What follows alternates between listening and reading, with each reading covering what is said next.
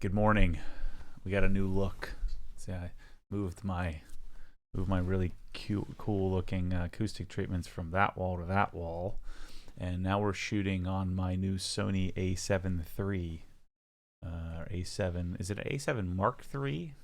Yes, or is it just A7 Series 3? Yeah, so yeah, really lots of money over there. That's probably doesn't look any better to you guys in the end. Our image looks a lot warmer, a lot less blown out. So my head's still a little shiny though. Need to get powdered up for a future videos. That's the next hire here at OGHQ as a makeup artist for the podcast. Yeah, wait till you guys see this thing. I'm gonna make a video soon once I get it figured out how it's gonna work, about all of the effort that goes into or went into me figuring out how to set this thing up, not knowing anything. It's fascinating how much information there is out there, and yet there's no definitive resource, and it makes me want to sell cameras. It'd be too easy. Like show me how to build like a rig, like a standard rig that would make sense, and then give me like 2 or 3 options instead of having like infinite choice and all these companies. And so I mean, I probably have 70 extra parts from small rig to try to figure out what rig we're going to use on the thing. So, but that's how I roll. Now I just ordered some more stuff today for this one next to me. This is going to be cool. I'm going to have mic pointing forward and backward.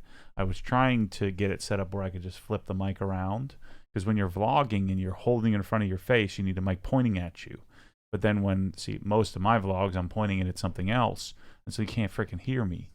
And so unless I had a lav mic on and the boom mic, it just gets funky. And so I'm going to have 2 mics, one facing forward, one facing back. So I had to order that today. So anyway. And let's see, Jonathan Edwards says, this looks way better. Color rendering is fantastic. All right, good. Yeah. And we still have more work to do with, especially on videos, with post-production. Like, I want to have every video color corrected. So we're going to shoot in Sony S-Log, which provides more dynamic range, and then we're gonna in post we're gonna basically add color back in. That's one of the problems. Out of the box, a Canon does so much better without any adjustment. Now we're gonna have to be a little bit more pro level, but that's why I got Bryce and Ryan to do this stuff to help. But I want to understand it, because there are times when I don't have them, when I still want to get a video up. But what I was talking about this in my I'm in a business owners group. I hate calling it CEO. I don't like that. To me, a CEO is someone running a public company, but I know technically you're a CEO if you have a business of you, which is ridiculous. Anyway, I'm in this group of business owners, and we were having a discussion about production quality. And it was the first time I'd actually really thought about it. I sat down and kind of considered what matters. And so what I don't want to have is, really, my channel doesn't lend itself to this. Like my friend Joe from Joe Knows Best, his channel is really highly produced, so he has all kinds of transitions and all kinds of camera tricks and all kinds of drone shots and things like that. But that's his style, and it's been his style from the beginning. He has a skill set for editing. My channel, my style is to avoid all of that production stuff, all that produced stuff. And so we don't make musical transitions and all this fancy stuff. But what I do want to have is I want to have accurate colors and accurate exposure, and I want to have good looking when we put in a subtitle or a title of something. I want it to look good. I don't want it to look overly produced. I don't want it to look. So I want the quality of a TV show, but I don't want the production of a TV show, if that makes sense. So who are you watching on YouTube that you say they're doing it right? Or is there anyone out there like MKBHD, which is a tech channel, is like the ultimate to me. I was watching a video of like unboxing therapy, how he has soft boxes, and they shoot on Canon C100s, and so lighting is really important, which I'm not going to have the ability to do. I don't want to build a set. I want to make the set wherever I'm at. So I'm never going to be able to have that kind of production value because I'm not going to build a studio outside of in HQ 3.0. I want to have an unboxing area with a big giant table with really great lighting and cameras set up from overhead and on in the forefront so that I can unbox stuff and speak to it. But yeah, that would be I don't really like. I know a lot of people love like Casey Neistat's videos, but they bother me because it's bouncy. It's bouncing around everywhere. I hate that daily vlog format, and that's why I bought this gimbal. So I'm hoping when we do handheld that it looks less bouncy. So you kind of answered this question. I want to touch on it then, since you mentioned this. Tyler Frame on Facebook asked, would you ever invest in a RED camera to go full on MKBHD? Yep, that's the goal. So what's a RED camera? Tell me and everybody else what that means. So what we're shooting on now is a mirrorless. It's like the evolution. So for whatever reason, digital SLR does a really good job. So they picture Canon professional camera. And when they added video to these things, because the sensor, the chip is awesome in these things, and so the lenses are great, and so when they added video, this would be 6, 7, 8 years ago, digital SLR became the standard, and they were shooting remember the show House? It was amazing video quality, and they were shooting that on I think a Canon 5D. Like a regular photography camera. Well, now we have those cameras use a mirror, right? So a mirror to redirect back to the sensor. Now we have mirrorless cameras like Sony. The one I was shooting on before, the Panasonic, the GH5 was with a Micro Four Thirds mirrorless camera. Mirrorless has less moving parts, so theoretically it should produce, I don't know about a better image, but a more reliable image. And then these Sonys use a full frame sensor, whereas the Panasonic has a smaller sensor. So the full frame sensor means I get, if I have a 16 millimeter lens, I'm getting a 16 millimeter image. And so the RED camera would be an actual, I'm speaking out of turn here. I'm not an expert in this, but a RED camera would be just a box with much better processing power or capability. And then that box you can bolt stuff onto. Yeah, but a RED camera is going to be $30, $40, $50, $60, $80,000 to get set up. This setup we have here is probably, let's see, 2, 4, plus all the audio and everything. So we're probably $6,000. Then add the tripod. So we're $7,500 or so for this setup that we have here now. Now I have 2 of them, so I have probably $18,000-$19,000 worth of camera gear between the 2 that we're using to shoot videos. And I just want to do better than carrying around the little G7X, that little square one that I have all the time. And so we're gonna play with that. But yeah, eventually she'll shoot 8K. That's another thing, is these are shooting in 4K. Right now on this, what are we, Bryce? Are we 1080p? So I remember this 6K since. I'm talking about on YouTube. So YouTube, are we 720p or 1080p now? Okay, so we're 1080p, and so this camera's capable of shooting in 4K, 4,000 pixels. Well, and a RED would be 8K. And then there's, what was that? The ARRI Alexa. That's another competitor to RED. Yeah. Right. So then one more question here while we're on this subject, because someone mentioned here, what do you film / produce in terms of FPS? 50, 25, 60, 60, et cetera, et cetera? Well, normally I've been 1080, 60 frames per second. Now we're going to be doing 4K 30, I guess, on the Sony. I like 60. 60 to me feels more live. Like you're live in there, but we're going to shoot at the 30 until the A7S3 or whatever comes out with 4K 60. That was one of the things that, like the Canon EOS R that has come out, only did 4K 30. I didn't know that the Sonys only do 4K 30. Bryce didn't tell me that one. Listen, I told you. So I bought these darn cameras, and now we're stuck at 4K 30. And what I'm going to have to do with YouTube, since we shoot a lot of 50-minute long videos, we're just going to have to episode it like I normally do, but we're going to have to limit it to, say, 20 minutes or less and just have 1, 2, 3, 4, 5 episodes, depending on how long the video is. What is that crunching? Is that your shirt or your jacket? think it's his my beard. my beard on the zip here. Oh. But this guy. Just turn them down. Yeah, No crunching. killing me. Like, what is that crunching? Yeah, so be on the lookout for these Sony cameras next year's garage sale. All right. Next year, it might be next week. Next week. So I'm going to have to sell the GH5. I have a Canon 80D. I have a bunch of lenses, so I'll be selling all that stuff soon. So hit me up if you want one of them. I kind of want to make sure that the Sonys are good. I'll probably get one more Sony for my house.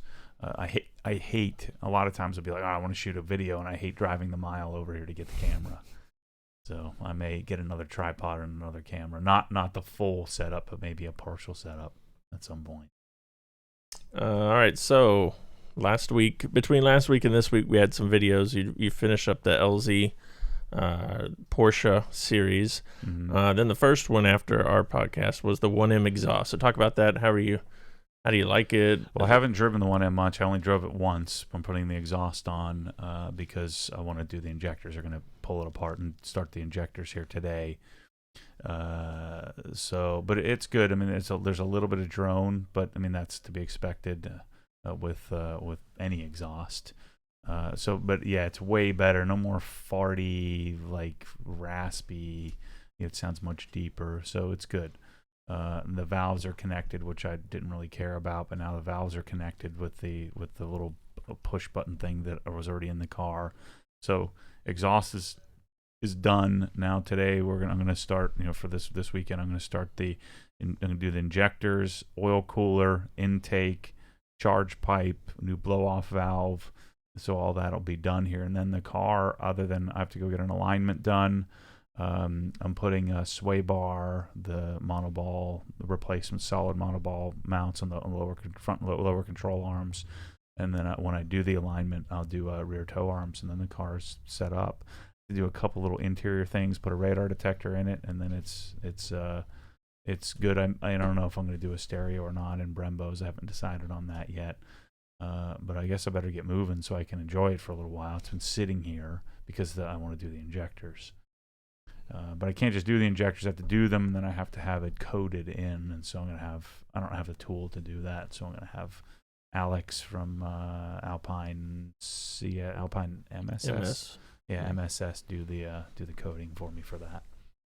Then the next couple videos dealt with the building of the 18-inch Ultimax sub and then the home theater. So how did that turn out? I think it's good. I'm a little torn on what I'm going to do. So the TV is in the theater, so that the new OLED. Again, I was going to do a projector. I probably will still do a projector someday. The longer I wait, the more 4K laser becomes viable, where you don't have a goofy bulb anymore. So I want to have room to grow, but I'm probably going to build one more of this Ultimax version. People have kind of got me on the idea of doing. I don't know the whole backstory, but I think there was a guy, Marty, who was an audio engineer who designed some like prefab boxes. So what you can do is create what's called a Marty enclosure. There's a full Marty, there's a small mini Marty, and then there's a medium Marty or something like that. And so those enclosures are much better tuned than the one that I did. So I'm torn on whether I'm going to do 4 of them or not. The Martys need more power, from what I understand, than the amplifier I did. So I don't know what I'm going to do. I'm probably going to buy one more of these, build another one. Worst case, I can always sell this stuff. To me, it's about the project, the pursuit.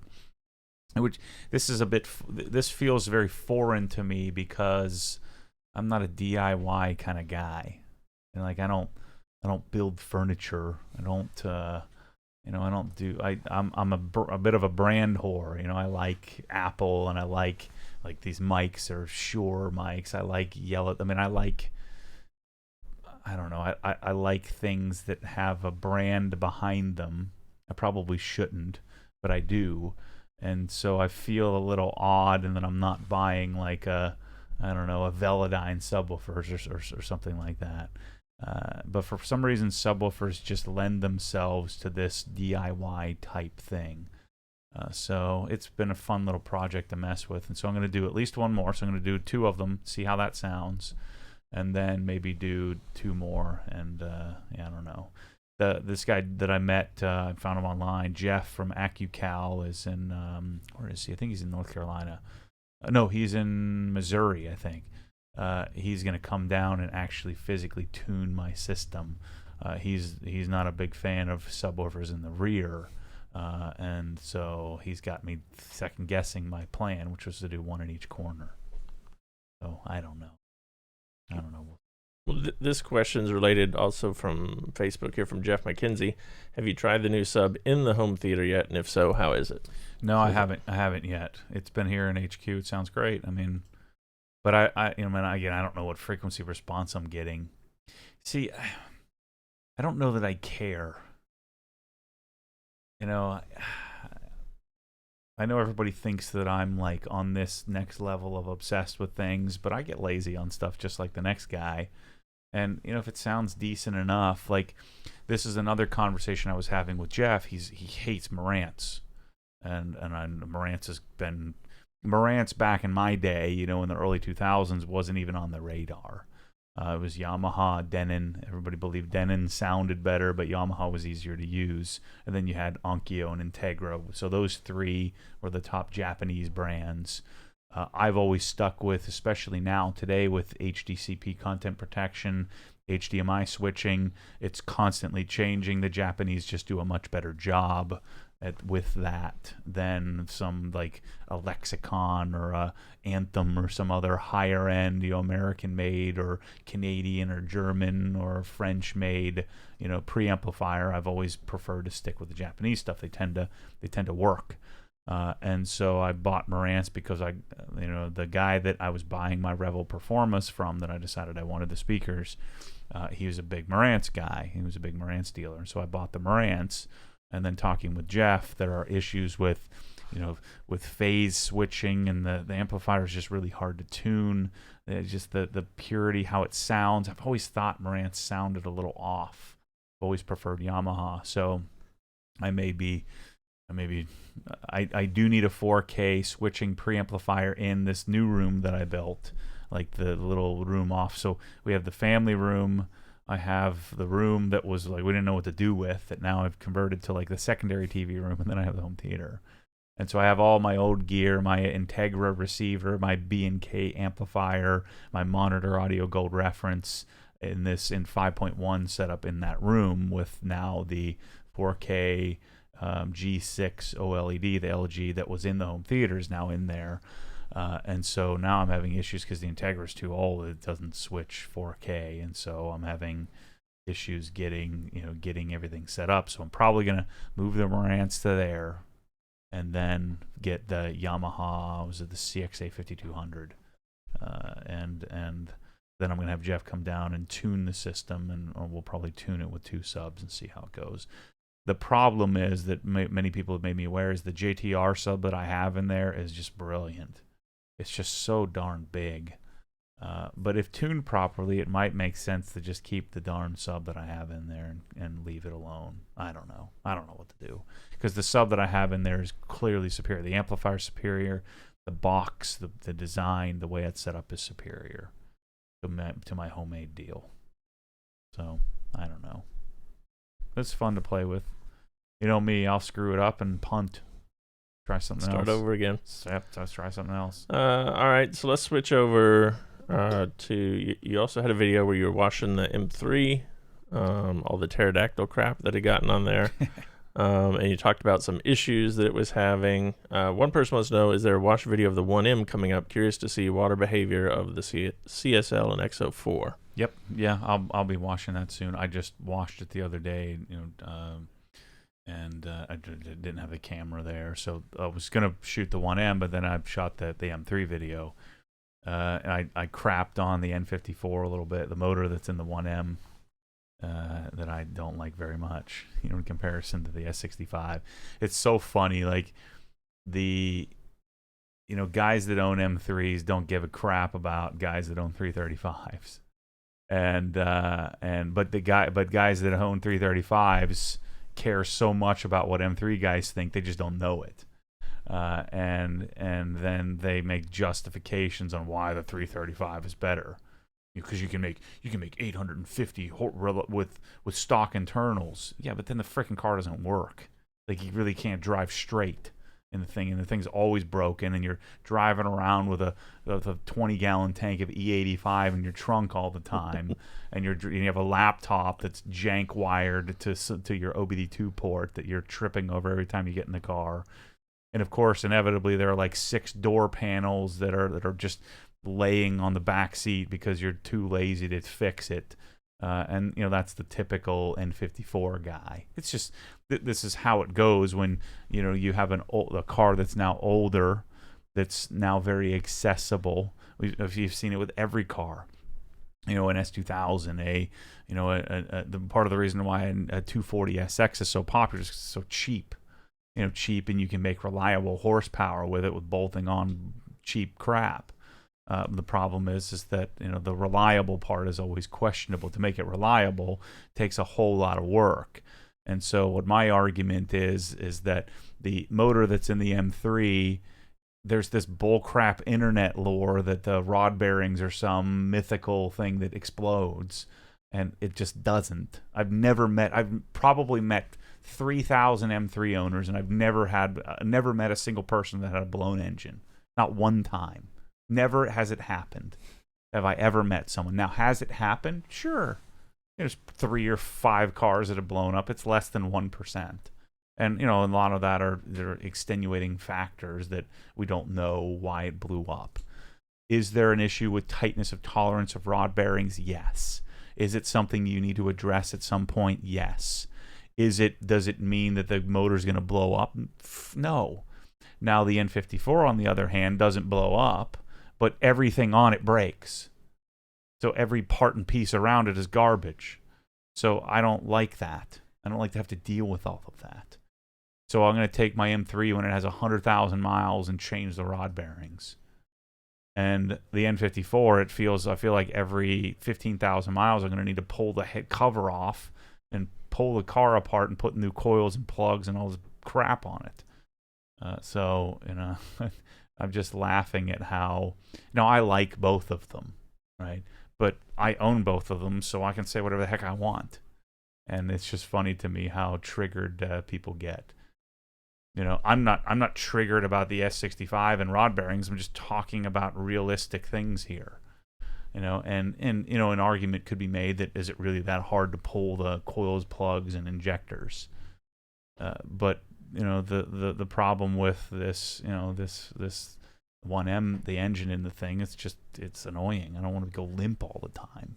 You have new high pressure fuel pumps and all this crap. It's stupid. And I don't like the way it delivers power either. I don't want low end torque. To me makes very little sense.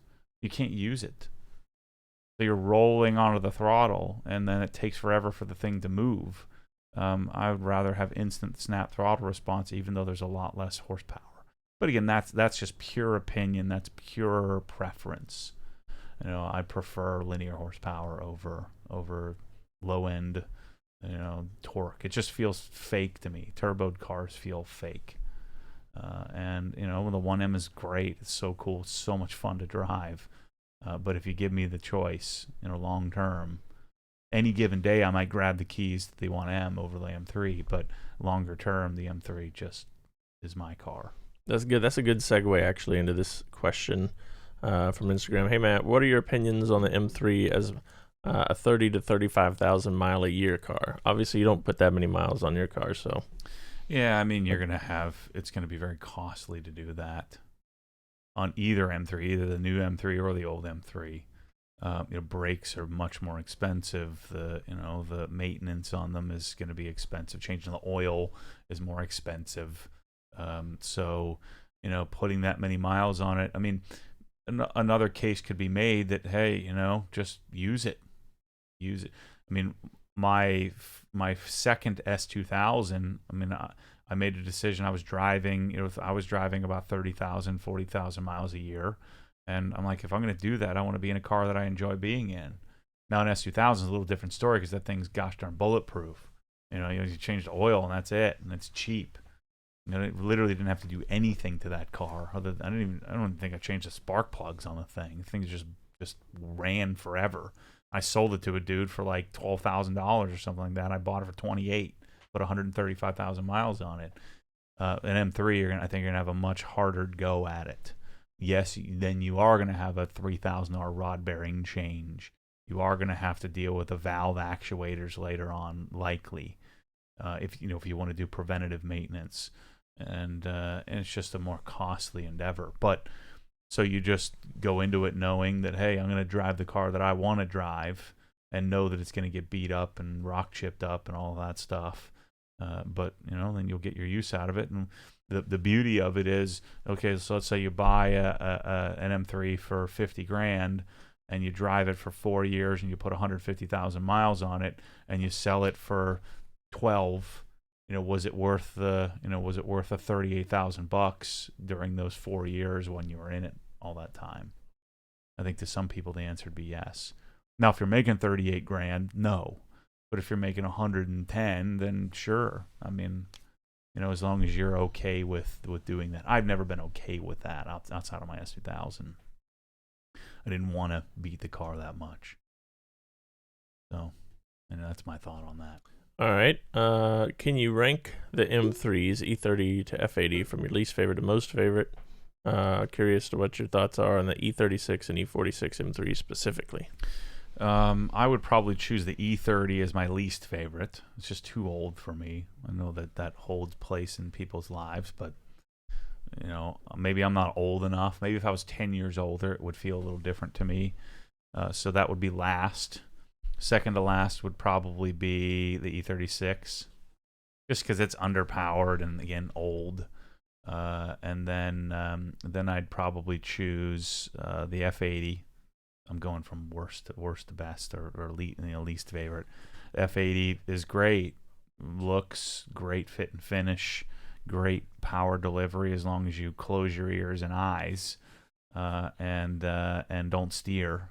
But other than that, the S55 and that thing is, I couldn't hate it more. Other than power delivery is fantastic because it doesn't feel so much like a turbo car. Because the torque curve on that thing is beautiful. It goes like this and then flat, and so it feels like linear power all the way to redline. But you have the instant torque that you get from the twin scroll turbos the thing has. And then I'd choose E46, and then my favorite's E92. I've never driven an E46. I've been in one many times. I've never driven one. So take that for what it's worth. I have driven an E36. I mean, the things are 250 horsepower. Things are slow as molasses. And I'm about driving experience, but I want somewhat modern driving experience. So older Porsches, older BMWs don't do it for me like they do it for some. All right, one of the video, I think it just came out last night, was about the tour of the Sonic Tools place. Mm-hmm. You want to speak to that? Yeah, I'm even more convicted now about Sonic Tools and my relationship with them. I just love it. I want everything in the catalog. I just want it all. I don't even if I'm not going to use it, I just want everything they have. And so I know that if I want it that badly, that there are going to be other people that do too. And so why not provide a solution? The problem with it is that it is so robust. This is where I can provide value to people. The catalog is so robust, and most people aren't going to buy everything in the catalog like I'm probably going to do. So I'm going to be able to help whittle that down. Now that's going to take time. I'm not an expert in the catalog yet, or at least not the level of expert that I would want to be an authority on the product. But I love it. I love the product line. I love the cabinets. I love the people that are running it. I just like the story. I like the I like the fit and finish of everything, and I think they're going to continue to improve and improve and improve. Like something about like Snap-on tools are great, Matco tools are great, but I don't like that. I don't like the fit and finish of them. I like the function of them. I don't like their delivery method or their model. I don't like their style. It just doesn't. I couldn't put my finger on why I wasn't like clamoring to like get Snap-on truck to come here and me buy stuff from it. It's just because it's hokey. I think they're going to get left behind by companies like Hazette and Sonic and these European brands. If they come over here, I think Snap-on and Matco better be careful, because I think that these companies are coming for them. I'm not interested in Snap-on. I have a couple of Snap-on tools, and it's just they're hokey. They work great, and they probably work better than the Sonic stuff. But I don't know. Maybe I'd have a little bit more nostalgia for it if I had, growing up, if I had access to that stuff. I was using all Craftsman because it's cheap. And Craftsman back in the day was a decent, reliable brand, and maybe they'll come back around to that. But the Sonic, the combination of the drawer inserts, like, I don't think the guys that run Snap-on are capable stylistically of creating a storage solution like what Sonic can, just because they remind me a lot of like the American type, that mentality of, like, say for instance, when I was trying to buy an American Racing Headers exhaust for the GT350. It's just, in talking with those guys, it's like, it's the typical 55-year-old is run by or owned by a 55-year-old white guy that doesn't know what's happening to the world.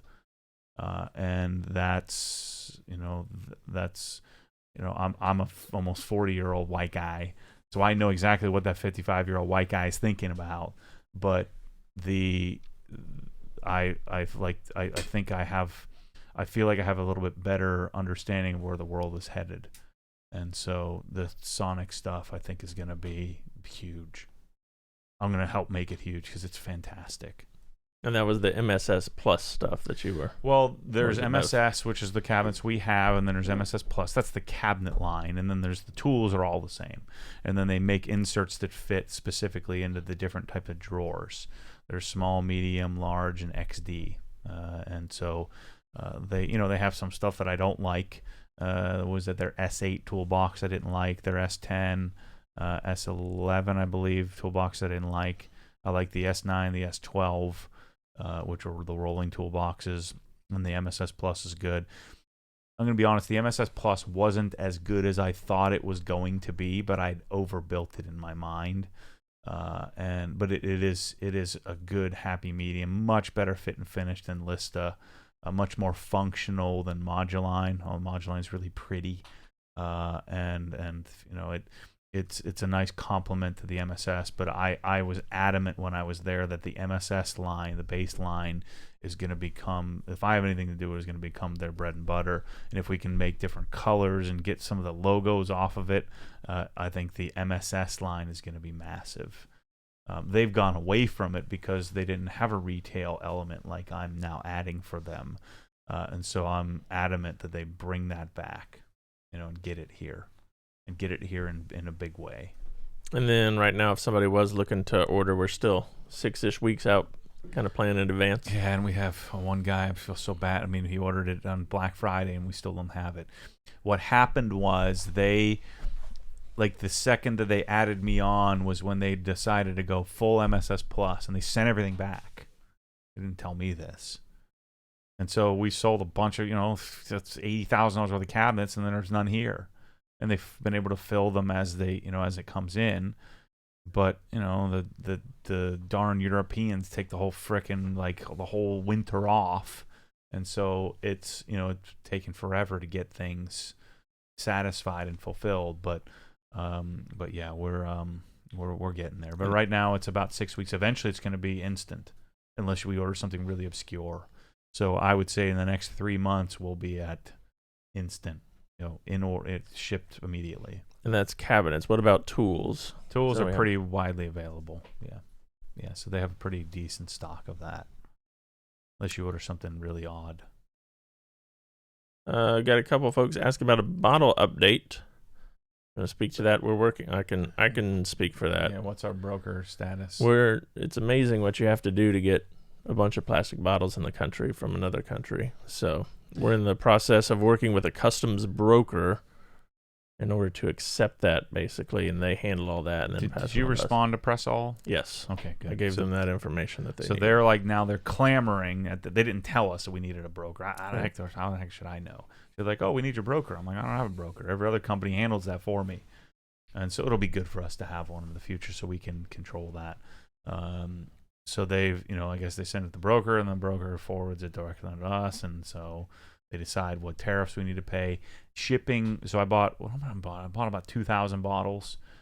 Shipping on them alone was $1,900. This was a $13,000 order of bottles, and then $19,000 of, $1,900 of shipping, and who knows what import tariffs and stuff we're gonna have to pay. So they should be here soon. They're shipping them air, I believe. I don't think they're coming on a boat because I didn't order enough of them. And then we're going to put them out in the wild, and people are going to give us feedback. And I'm going to put on it no returns. We're not playing this freaking game where you decided you didn't like it. If you want to get on board with early adoption, I'm not playing this customer service bullcrap game. So you better be ready to pony up. And I know I'm going to take a lot of heat for this, but I don't freaking care. I've spent tens of thousands, if not hundreds of thousands of dollars figuring this stuff out, and I don't return stuff. This is the game that we're playing here together. So if you want to get on board with this, I really appreciate it, but I'm not going to play this game where I owe you something because you spent $12 on a freaking bottle. Just throw it away if you don't like it. There's just one douchebag who bought Swiss Trax flooring and he doesn't like it. And every other week he's making some comment about how it's the worst thing he's ever done. So frickin' sell it. What does that have to do with me? Because you made a stupid buying decision, you don't like it. I've got a whole frickin' table full of stuff in there that I don't like that isn't going to work. I can't send it back because a lot of it came from China, this small rig stuff. You don't hear me crying about it and posting on other people's stuff about, going to some guy's video who I bought it through and because he said it was good and then I didn't like it. It's not his fault. So anyway, I'm going to be very stern on this with the bottles. Some of them might be a little leaky. Some of them might be, a little funky. This is the way it's going to go for a while. And then at some point, what my hope is, then I can stand behind it and say, here's the deal. If this thing breaks, I'll send you a new one. If this thing isn't what you thought, then I'll return it. But in the beginning, because I'm early adopting, I'm asking you to early adopt. If you want to early adopt with me, I'm providing the solution. Because otherwise, you're going to have to pay. I paid $200 to get 3 bottles here. And so, and 2 of them I threw away. Actually, I think my dad's using it to put the slime on it, but it was junk. And but I threw it away, and he took it out of the trash. So that bottle was $75. It cost me to import here, and so I'm bringing it in, and they're going to be $12 to $18. So don't frickin' cry about it. That's what I'm saying. And I'm sure that some whiny crybabies are going to say, this guy is such a douche. He's bringing these bottles here, and he's selling me something. He's not standing behind it. Well, go elsewhere. I'm telling you right now, I'm going to publicly shame you, and it's not going to go well. So just don't do it. Don't buy it. I'm telling you right now, don't buy it. But they're good. They're not great. They're good. And then some people will love them, and some people will not like them so much. But I don't think hating them is really possible. They're too well crafted, too nice. But some of them, and we need to figure out why this is. Some of them will dribble a little bit. Some of them don't torque down. It's just, again, it's not perfect. It's not a $75 bottle. It's a $12 bottle. If they made a $75 bottle, I'd probably buy it if it was perfect. But they don't. And so hopefully we can make the $12 bottle a $15 bottle and make it perfect. That's the goal. And that's what I'm asking people to do. All right, so the bottles are coming soon. We don't have a date yet, but we're doing what we can to get them here quickly so we can get them out quickly. A couple of people noticed a different towel you were using on your E92, the wash video. Is that one specifically for bead maker? We had a couple questions about that. Yeah, the blue drying towel, the Creature, does work pretty well.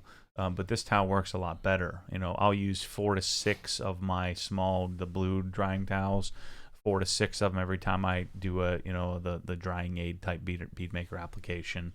And then I don't like to use those on the door jamb, so I was using a different towel for the door jamb, a softer towel. But I've always been railed against, like, Geon has the silk dryer, and then every other company has kind of copied that. Rag Company, Auto Fiber, everybody else. and I just don't like 1,000 GS. I don't like a towel that weighs 5 pounds. I'm trying to dry the freaking car. And so silk weave towels tend to be snaggy. They tend to be really heavy. Griot's PFM drying towels, they're just really thick, really plush, and they're not all that soft. It's a loop that's twisted, and and it's called a twist loop for a reason. And they tend to snag and things like that. And so I've had every one of every company sent me one. Every single one. Those ones that the Scott, the Dallas Auto Paint Correction guy, I had those towels a year ago, and I punted them in the trash because they're too freaking heavy. And so now a lot of people love the twist loop towels. I just don't. It's just a personal preference thing. And so the way to solve it is to just do one that isn't such a high GSM count, such a heavy towel. And so the rag companies, they're hideous baby blue. So we're going to make an orange one. We'll see if that's hideous too. But I guess it shouldn't matter. It's a freaking towel. But it's a twist loop, but like a 500 GSM, much lighter towel. This whole desire to have these big fluffy towels, I went through that just like we all will at some point. But to have a 700 GSM double sewn towel is just stupid. It doesn't work. You have to get it soaking wet in order to get anything done. And then I don't like to use wet towels because then they leave streaks behind.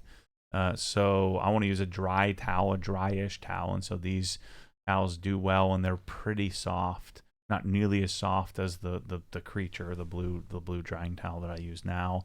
So there's a give and take there. But I'm gonna probably transition the blue towels, make them gray, and then use them for polish removal. Replace the yellow towel, and then likely I'm having the rag company make a gray version of this twist loop towel in the 500 GSM range for the door jambs, and then a orange one to match the orange bead maker. By the time I get it done, we'll probably be on to the next product, but we'll see. So that's a rag company towel, and that's kind of down the line somewhere. Yeah. Okay. Yep. Yeah, I continue to find that, like Microfiber Madness towels are great. Again, a lot of them are too plush for me. I know most people like that. Like the rag company's version is the Eagle. It's just those towels. I don't get it. I don't like those towels. They tend to, like when you're wiping polish and things like that. What is that noise? What is that feedback? It's driving me crazy. I can hear myself. Yeah, I hear us. What's going on? I only hear it in here. Is that your computer? Mm-hmm. Turn the audio off. Is it off? Mm-hmm. Okay. I hear it in here. I don't know what it is. What the heck? Anyway, there's some feedback coming. I can hear a delayed, faint version of myself in the in my monitors here. Anyway, I was saying, the rag company, I continue to find they seem to be sourcing the best towels. They now have buying power. They're probably 10x the size of anybody else that's in the microfiber game now, especially in the car world. And so the resources that Jeff has, combined with his team, all these guys eat, live, and breathe microfiber towels. So his access to how they're able to produce them is, it beats. And I buy a Micro Restore from Ian at Auto Fiber, and he sources great towels, but he doesn't have the resources that the rag company has to continue to make this stuff fast and great. And so they continue to do, I think, the best job. Microfiber Madness is on a different level. This is a preference thing. I just don't like their towels as much as I like the rag company towels. Now, you may like the Microfiber Madness stuff, and I understand that. I mean, the quality of the Microfiber Madness stuff is hands down the best in the world. But the function of the towels I don't like as much for the cost. To pay 3 or 4 or 5 times more, it just, I don't know, it doesn't, I wanted it to be. I wanted to waste $5,000 on towels for myself, and I headed down that path, but it just didn't work for me. So, who knows? I may change at some point, but, I think a lot of people think that now I just sell stuff just to sell it. I'm selling what I like. And look at the IK foamers. I mean, Jeff was sad they sent me that thing. It didn't go so well. They were hoping I would help put those on the map, but I frickin' hate those things. So I'm sure somebody likes them. yeah, and that's cool. Yeah. That's cool. I mean, but and it doesn't mean that I hate them or hate anybody, or they shouldn't have to hate me because I don't like the towels. It's just that's the way it is, and I think and again, I'm pursuing this process for myself, and then other people want to know that. I mean, like again with this camera, I wish somebody just told me what to buy, and it's like no one did. No one exists. No, there were lots of people who were telling some of it, and then I had to take all that information and put it together to come up with what I wanted. And 7S3. yeah, I need a Canon 1DX is what I need, Mark II. All right, so before we get too far away from microfiber, there's a question here that someone asked on Instagram, Matt Sears 16. What's the difference between drying the car with a microfiber and then using detail spray versus using detail spray as a drying aid? I find detail spray generally doesn't add a whole heck of a lot. It will add something, but I tend to prefer an actual drying. I prefer to use something that may or may not be designed for drying, but will actually add something to the surface. So CarPro ECH2O adds silicon dioxide. Reload doesn't do so well because it's kind of streaky for a drying aid, and that's why a lot of people will take ECH2O and distilled water and Reload, and it's now called Elixir, but they'll mix some stuff together in order to get the benefits from Reload silicon dioxide content, but not have it streaky and smeary, and then you can use it as a drying aid or a detail type spray. So first I'll mention that I don't do detail sprays anymore, and I never really have. You shouldn't be dry wiping or lubricated wiping a car that has any sign of dirt on it with a detail spray. If you're going to do that, I would tend to prefer to either wash the darn thing or use something like a rinseless wash, something that adds even more lubrication. I liked Optimum's OptiClean. It's OptiClean. Yeah, OptiClean is their waterless wash, right? Because you're not using a bucket of water. Or get a bucket of water out, put a couple gallons of water in there, and use ONR and create a water or a rinseless wash. Rinseless meaning you're not rinsing it down with a hose. So I like to use Beadmaker as my drying aid, but I'm only doing that after the car is cleaned. And that's where I'll follow up and get a little bit of leftover bugs or whatever, the hard caked on stuff after all the sand and dirt has been removed from the surface. So I don't use a detail spray any longer. There really isn't any need to use it because I'm not gonna dry wipe my car with microfiber and a detail spray. The few times I'm ever going to do that is when I'm going to use OptiClean, an ample amount, which again is your waterless wash, in lieu of a detail spray. Because a detail spray generally will add something, but it doesn't add a whole heck of a lot of protection to the surface. And so that's where Beadmaker comes in. Beadmaker's not a detail spray. Beadmaker's really designed to be a standalone sealant, and a standalone sealant for plastic. It just so happens that now we can use it as a drying aid. So that's the story on that. So it does add a little to lubrication, but I would never just spray Beadmaker. Let's say I drove from here to my house and I had some pollen on the car and I wanted to wipe it off. I would never do that with Beadmaker. I would probably never do it with OptiClean. I would only either do O&R on a full O&R wash, or preferably a full soap and bucket and foam cannon wash. This is a good question. This will be a fun one because people are thinking you're cranky today. Just slightly more cranky than usual. MDP asks, what's on the Mormon music playlist? So if you crank up Pandora or Spotify, what are you going to right now? Let's see. Believe it or not, I will listen to, like on Spotify, I like to listen to like whatever's current and see if there's any. Yeah, which I have to skip 90% of it because it's mumble rap, which sucks. But I'm not gonna lie, like I don't want to like it, but because Drake is the dum dum, you know, and he literally, like, I could come up with he doesn't even rhyme. It's ridiculous, but whoever's making the beats for them is pretty ridiculous. But I don't listen to a lot of rap anymore. And I, was a big Wu-Tang and Redman and what else was Biggie Smalls and that whole deal. Hip Hop Barbecue Tupac. is the station to go to on Pandora. Hip Hop Barbecue. But I can't even get into it anymore. So I listen to a lot of rock, Soundgarden, and I listen to a lot of chick stuff too. Like there's a band called Parachute, Ben Rector. I like that, like, sound cue, male or female vocalist type stuff. I tend to prefer that. Like, if I have any kind of decent audio system, I like to listen to that kind of thing. Let's see, what else do I?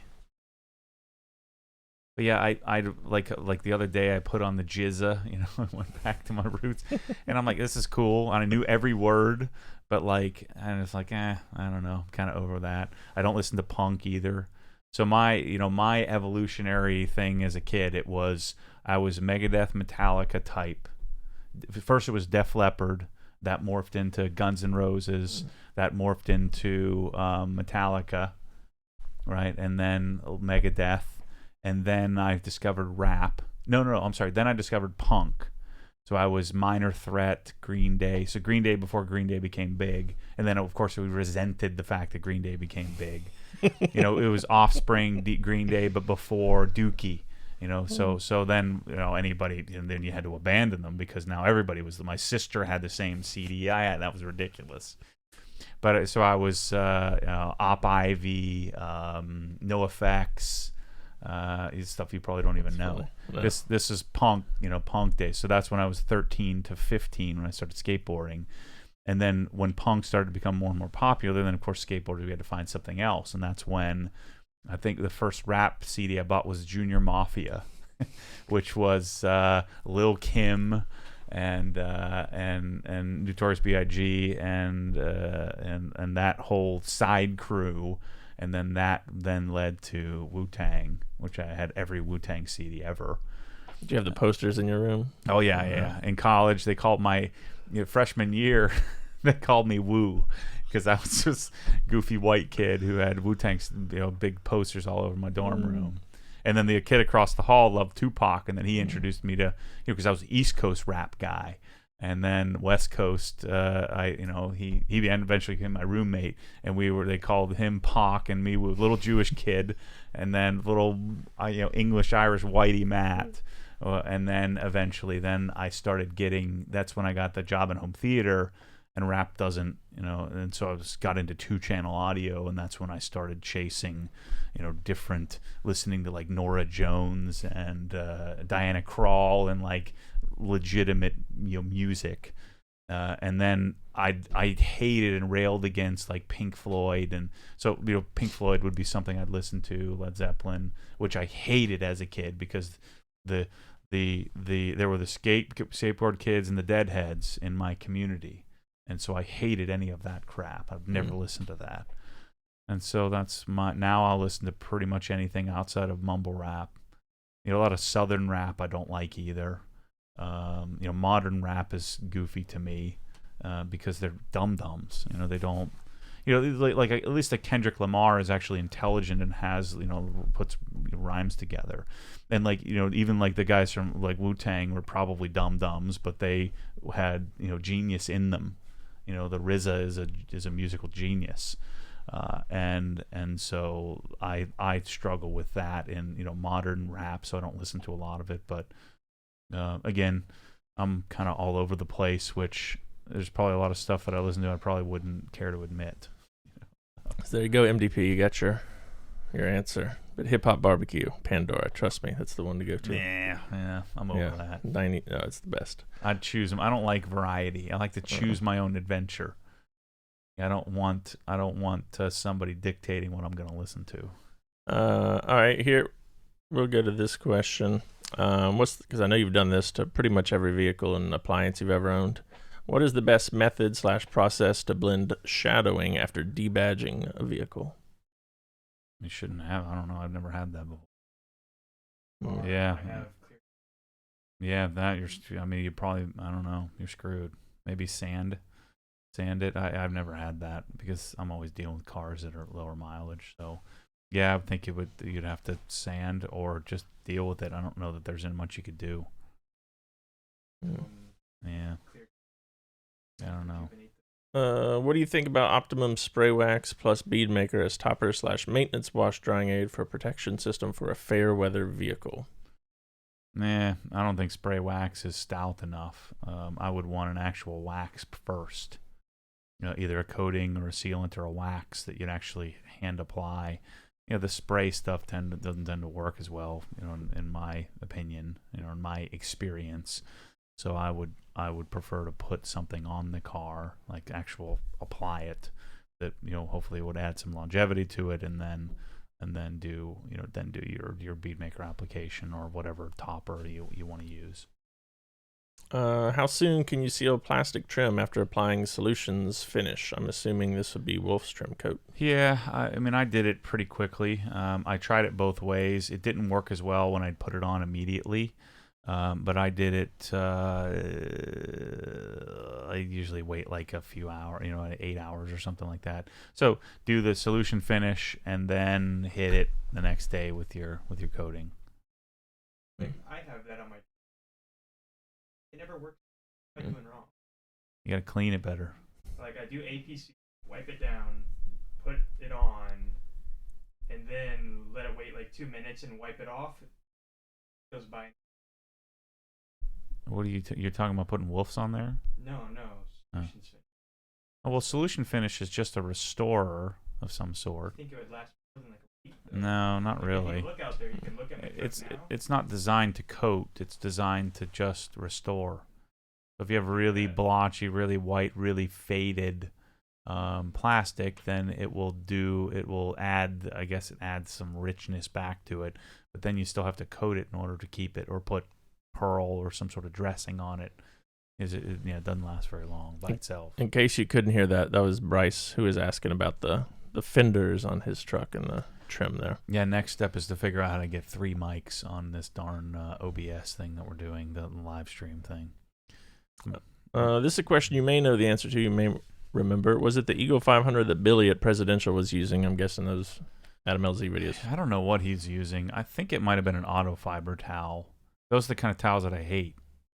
I don't like them. They're like too soft and floppy, and they just feel dirty to me. Like, even when they're clean, they feel dirty. And it reminds me like a sheepdog. I don't know. I know lots of people, like Esoteric uses those towels, and a lot of detailers use them because they're really soft. I don't know. I feel like they never clean up well. I just like lower pile towels, not that shaggy. I forget what that type of weave is called. I don't like it.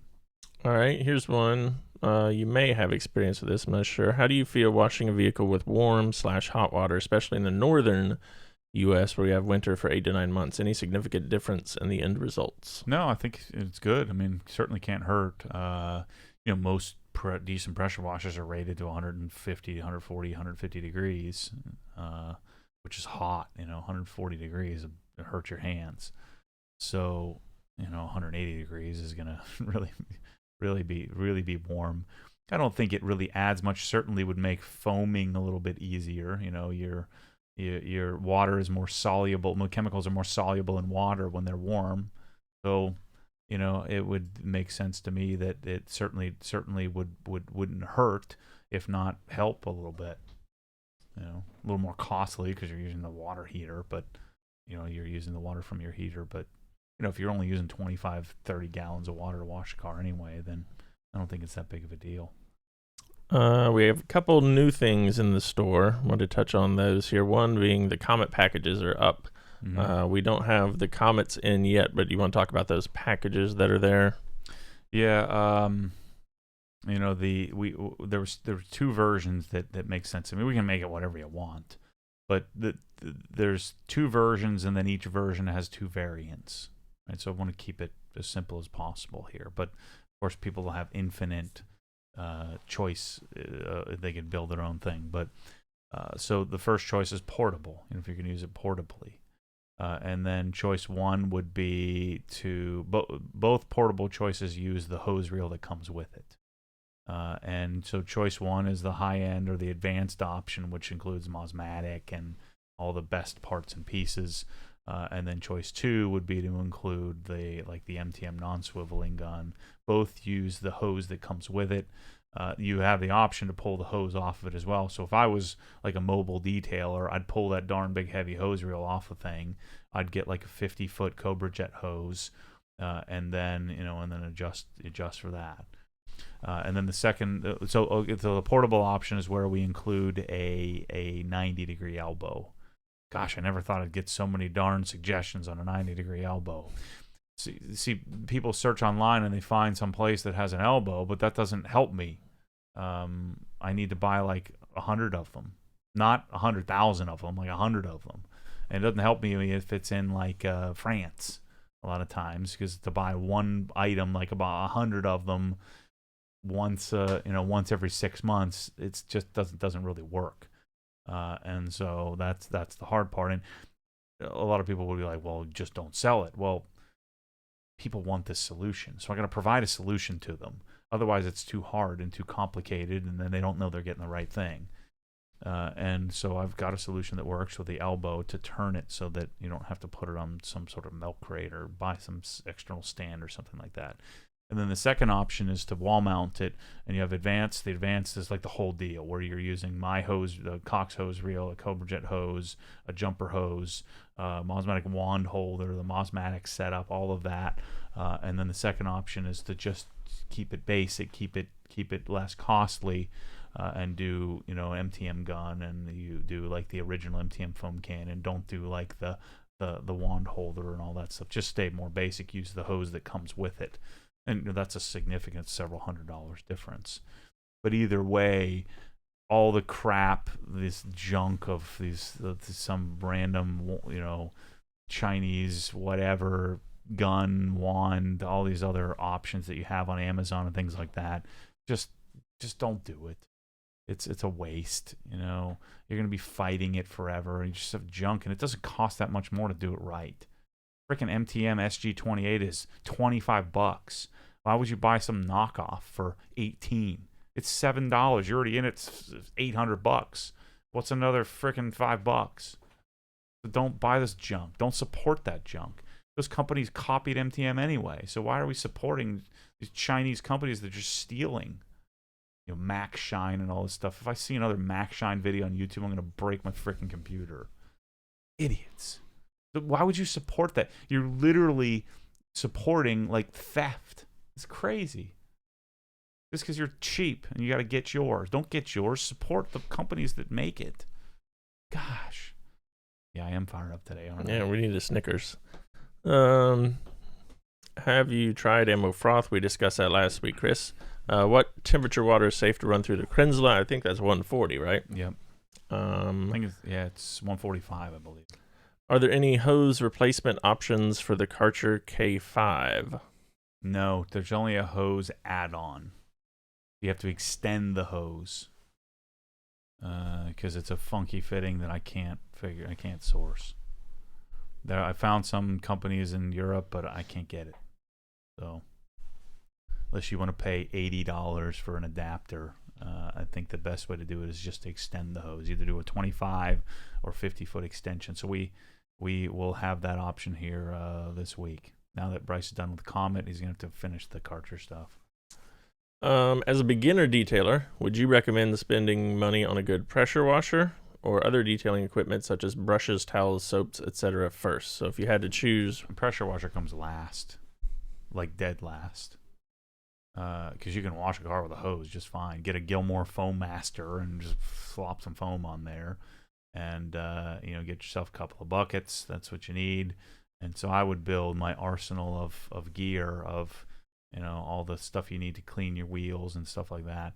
See, if I was a professional detailer, I find that most detailers overlook the wash process because they're going to fix it anyway.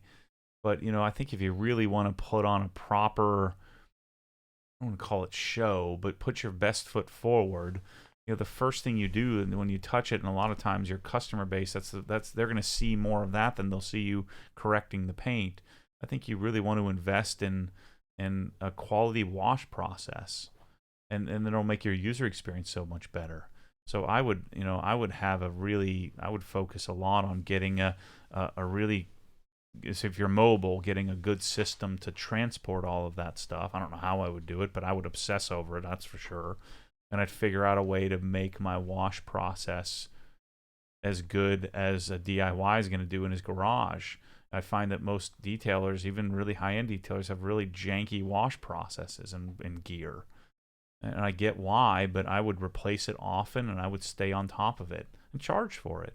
Let the customer pay for it, and really make your washing setup. I mean, shoot, it's like 25% of the time that you're messing with a car. You should probably dial that process in. So yeah, but I would get the pressure washer last, because you can use a garden hose, but you can't. I guess you could use your hand to clean the wheels, but I would rather have wheel tools and a garden hose than I would a pressure washer, and I'm using my fingertips to clean the face of the wheels. So the other new item that's up in the store, and it's a small change, is the Adams clay bar, which is replacing the Optimum clay bar. So yeah, surprisingly hard to find a clay bar, and it just so happened that Adams came out with a softer clay. I don't like really hard clay. So they came out with a soft clay, and it was an easy transition. I was going to do the Griot's clay because Griot's has decent clay. I still think clay needs to be in your decon arsenal. I very rarely use it, but sometimes you need to break it out. So it's always good to have that laying around. And so it was a really easy transition for me. I don't think it's that important, but it just so happens that I tried it out, and it's a great clay bar, and it's relatively inexpensive. What is it, $17 or something like that? $16.99. And it comes with a tub, and the freaking last you the rest of your life almost. Just keep it sealed, and you'll be good to go. So yeah, that is a slight change. Let's see who that was.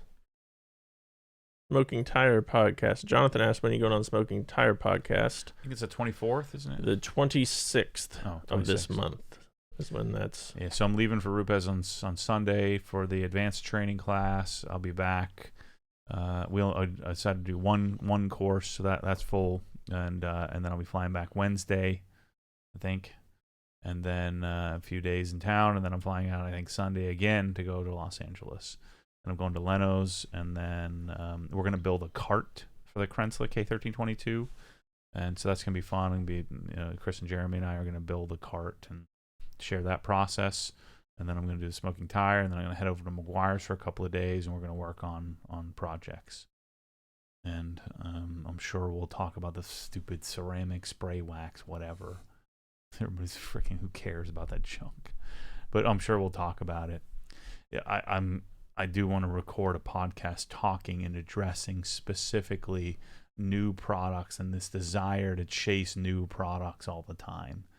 And this, like, have you tried this? Have you tried that?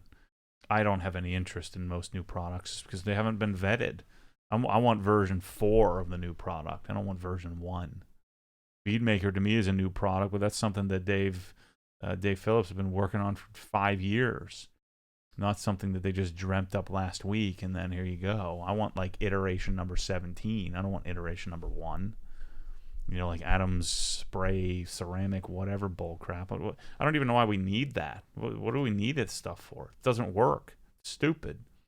And maybe it will work someday, but I want version number 7. Version 1 is guaranteed to suck. So I don't understand why everybody gets so excited about it. Stop doing that. It doesn't make it. It's dumb. And I understand, like my friend Pan is always, he's got to be on the forefront. His channel, his brand is based on sharing what's latest and greatest. I don't care about what's latest and greatest. I care what's best. And so, like, for instance, when the Sony A7S III comes out, now that is version number 6 of their camera. That I want that. I want it new.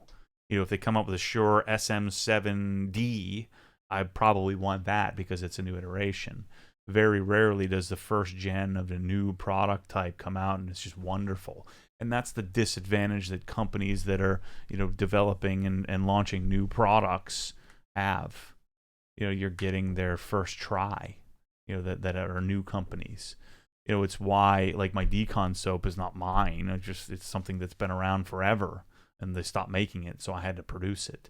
I don't know. This is me personally, but I'm not interested in the latest, greatest. So when the new MTM foam cannon comes out, assuming somebody else doesn't come out with something that's better, let's say that Griot's perfects their foam cannon. Their first one was junk. They didn't beat the one that exists. It's just so rare that you have a brand new product that destroys all. How did I even get on this tangent? It's a great question. I'm fired up today. Oh, I was talking about going to McGuire's. Right. Somehow that question devolved into something else from the Smoking Tire podcast. So I can answer this question. Is that microfiber brush worth the $50? No. It's worth $100, but we'll give it to you for $50. Yeah, it is. Yeah, it's good. It lasts forever too. Yeah, 100%. It's $50. It's not $500. But yeah, it's awesome. When you look at it, it looks kind of dainty, and it looks like you'll ruin it because you're cleaning wheel brake dust. But I don't know, that thing it's like the microfiber just holds up. And I thought I was gonna have to wash it all the time, so I had bought an extra sock for it, thinking I'd be cycling. I freaking washed it one time. I haven't washed it since. It's great. How much does the extra sock cost? I don't know. I think they're like $20, $25 or something, $30. But you don't need one. That's why I didn't even put it in the store, because it's unnecessary. I would probably just want to buy a whole new brush in a couple of years. You get a couple of years out of it, and I still have my original one. I had 3 of them in the cabinet because I thought for sure I'd be like rolling through them like every 6 months. I still have the original one. Yeah, it's awesome. Update on interior package. Is that something that's coming up in a month, 2 months? I'm going to stop saying when because I don't know. But yeah, Prevost is next. So we're going to do finish the Karchers. Prevost is next. I don't know what that Karcher's doing, but I'm going to order at some point we will have the K1700s here. And we'll finish up the Karcher solution package. I want to revamp the Krenzla page. So we'll have Krenzla Portable and Krenzla Custom to help take some of the confusion out of what all your options are. And then lighting. So some scan grip stuff and Phoenix light, and then interior.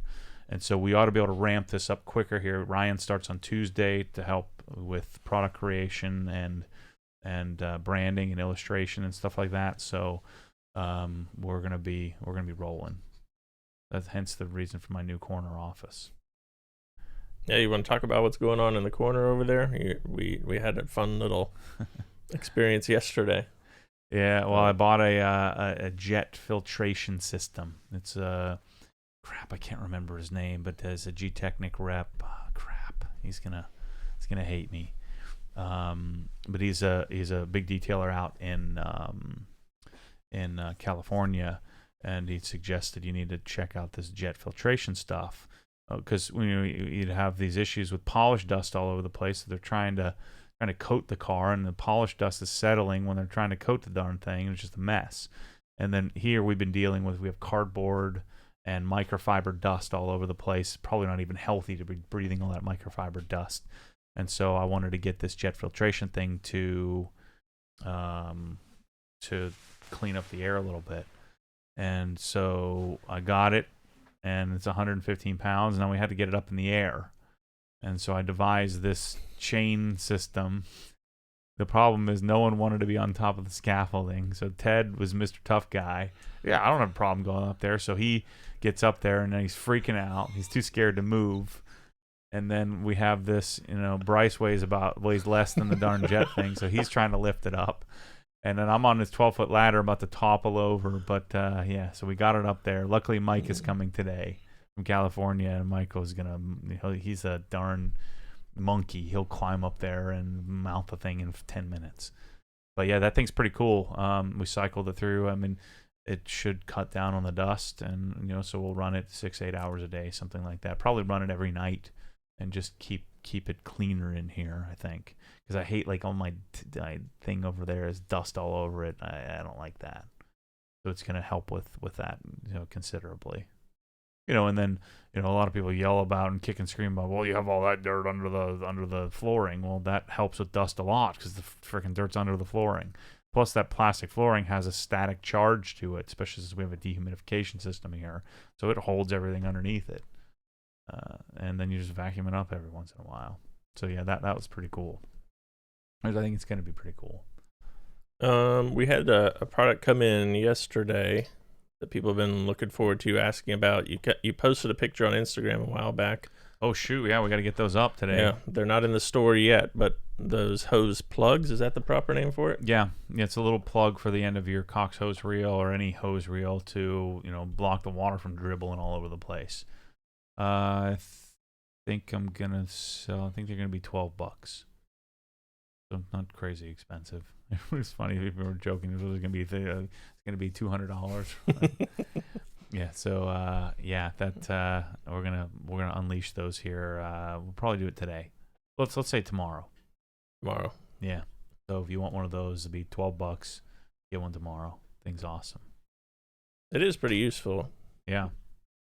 Yeah, you could put it on anything that has a coupler on the end of it. It'll also work well on the Krensless, the portable ones. I didn't even think about that. Yeah, you want to put one on so you have your coupler, and then, the coupler dribbles water out of the hose, and so you just use it as a stop to put it in the coupler, so it's the same type of plug as the gun.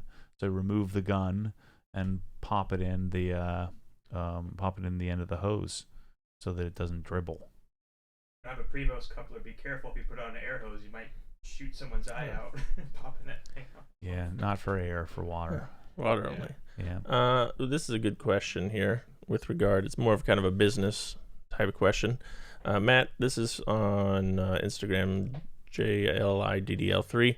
How do you value your engineering degree now while doing OG full-time? Do you feel it's just a natural progression and continuation of passion to find solutions similar to any engineer would? Well, getting a degree in general is a way to execute, to finish things, right? So you finish a job, you finish a project. So it's the start of your life, right? Not everybody has one and can be extremely efficient, can do great things in life without it.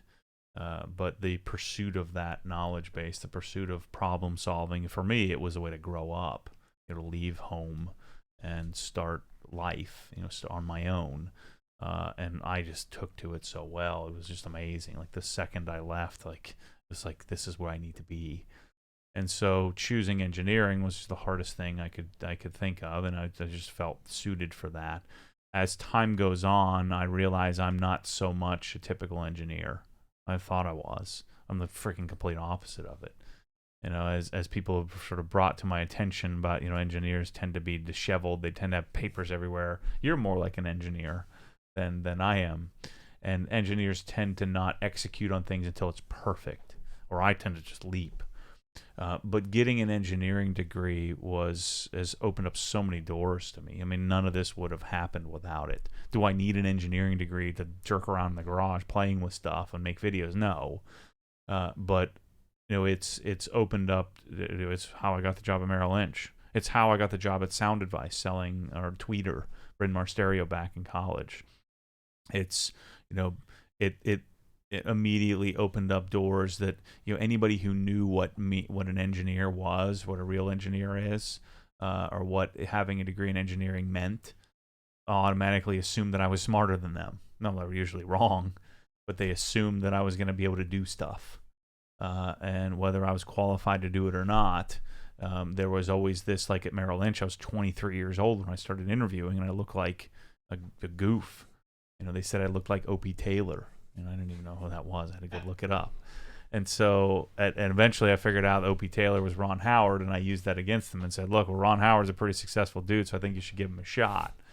And so without the engineering degree, what kept happening is they kept bringing me back. Is like, man, I learned how to sell from selling home theater, and so I could speak to people, but I had this engineering degree from Villanova, and then it just eventually they just couldn't deny it. They just gave me a shot. So that $120,000 4-year of my life degree just gave me a shot, really.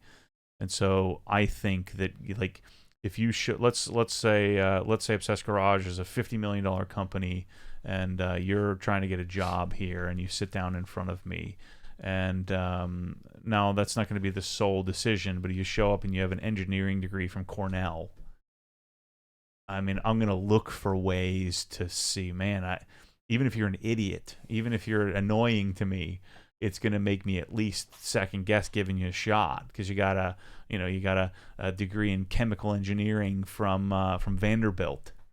Chances are you're not going to be interviewing with me if that's the case, but you know what I'm saying? Like it just immediately will open up that possibility. And so I encourage anybody, whether it's a degree in computer science or mathematics, or now if you show up with a degree in home economics, I'm going to think the complete opposite of you. If you show up with a degree from I'm just being honest here, but from a community college, or you went to some, I don't know, Alabama State or something like that, a school that anybody, bad example, but just pick a school that anybody could get into. There's going to be the guy that's in charge is going to have a judgment on that, whether he wants to or not. It's going to happen. And so I think that having a diploma is completely unnecessary if you go and screw off and waste your time. But for many, it's a way to rite a passage. It's a way to grow up. It's a way to leave home and cleave from your parents. It's a way to finish and execute on something. And engineering for me, even though I didn't learn anything, it taught me how to solve problems. It taught me how to get my homework from the next guy. It taught me how to execute and get things done. It taught me how to create a senior project. So my senior project was to create I was big into car audio then, and one issue is being in the Northeast is that, and anywhere in colder climates, is you don't want to jump in your car and crank your stereo, crack the voice coil in your subwoofer. And so I created a limiter. I didn't know how to make the darn limiter. I had somebody else make it for me. But I decided what I wanted. I wanted a limiter that was temperature sensitive. And so it would read the temperature. So if it was, say, 32 degrees or 28 degrees in the car, or in 10 degrees in the car, and you got it and you cranked your stereo up, your subwoofer enclosure, your amplifier wouldn't deliver full power until the temperature rose. And we were able to do it cleanly without a loss of signal quality.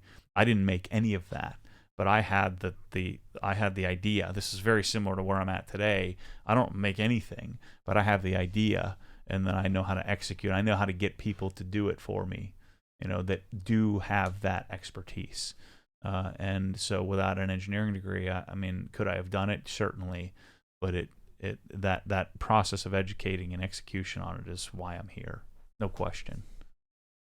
So I would encourage you, don't make excuses. Like I probably shouldn't have gotten into Villanova because I slacked off too much. And I probably shouldn't have gone there because it was too expensive. So Villanova was my Harvard for me. It was the best that I could do.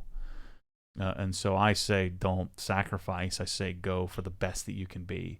If the best that you can go to is, I don't know, the state school, the best you can go to is, UC Santa Barbara or Pepperdine, then do it. But if you can get into, USC, or you can get into Cal Berkeley, or even better, if you can get into Stanford, go to frickin' Stanford. Figure it out later. Figure out how to pay for it later. If you can get in, go. It's not going to hurt you. And now if you get out with $400,000 in debt, it better be a job that's going to pay you a crap ton of money. I'm a big advocate of, I don't care how much debt it has, as long as it's not a waste. Don't go major in liberal arts at Stanford and come out with $200,000 in debt. You're frickin' screwed. But if you go to Stanford or you go to MIT and you come out with $250,000 in debt, and you're going to be a lead engineer in 5 years and making $400,000, do it.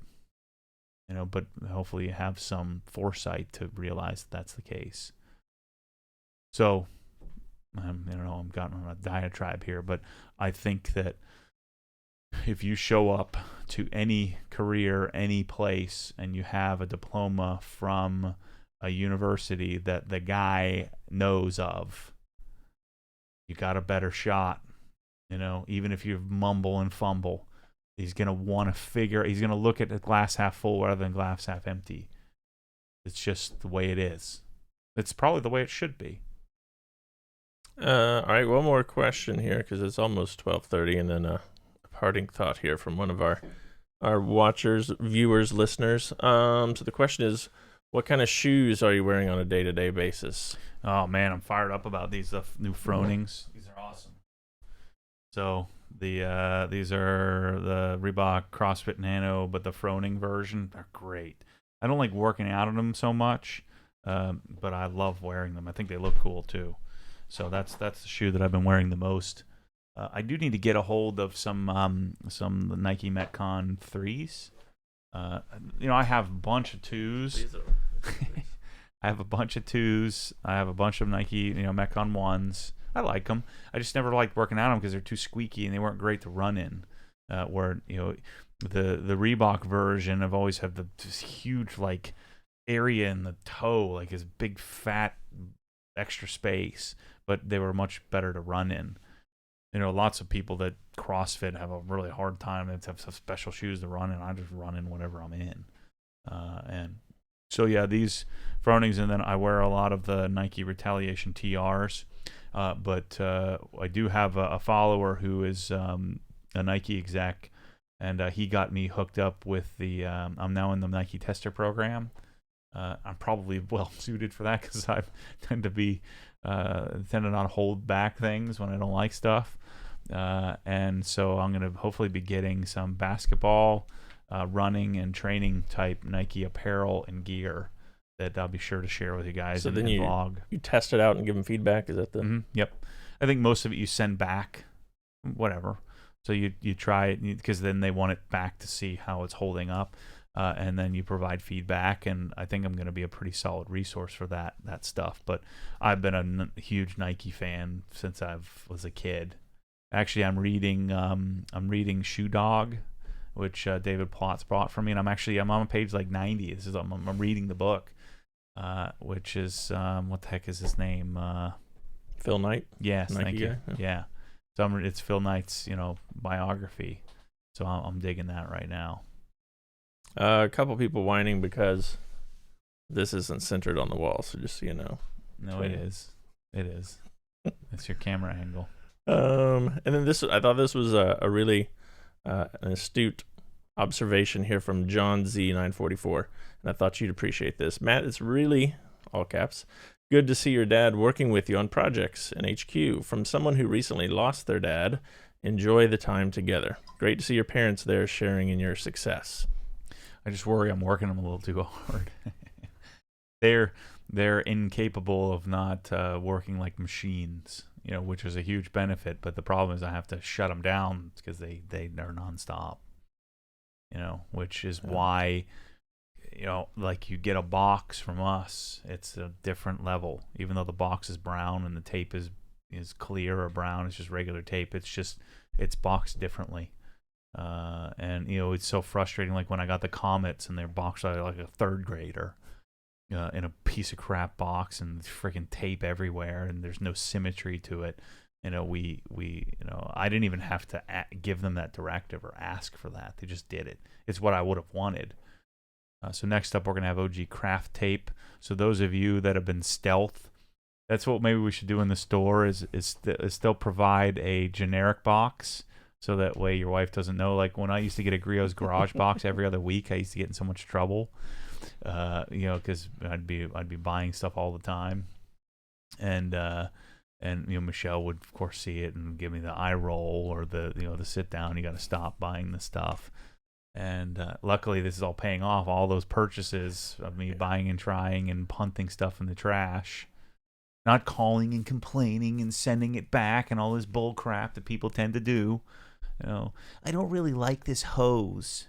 It's not what I thought. Well, throw it away and get another one. Leave me out of it. Well, that's not good customer service. Well, help me out here. Gee whiz, man. One guy, I want to freaking kill that guy.